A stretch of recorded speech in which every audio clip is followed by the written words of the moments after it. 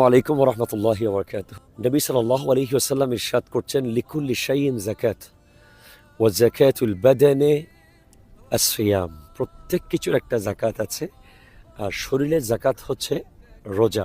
এই রমাদান কারীমের মধ্যে আমাদের সবচেয়ে সুন্দর যে দৃশ্যটি, সেটি হলো সুবহে সাদিকের পর থেকে সূর্য ডুবে যাওয়া পর্যন্ত, ইলা গুরুবি শামস পর্যন্ত আমরা খাবার খাই না। মানে ইফতার পর্যন্ত আমরা যে খাবার খাই না, কার ভয়ে? আল্লাহর ভয়ে।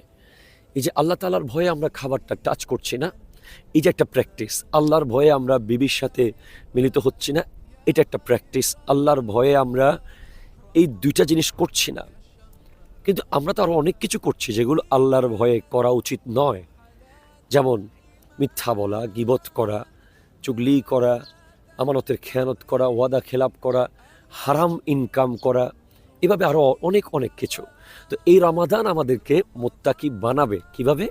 আমরা যেভাবে খাবার খাই না, খাবার টাচ করি না আল্লাহর ভয়ে, যে না আমি খেতে পারবো না, ঠিক সেইভাবে আমি গীবত করতে পারবো না।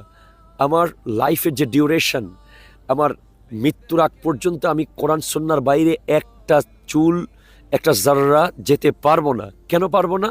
কারণ আল্লাহ আমাকে দেখছে, আল্লাহ আমাকে দেখছে। এই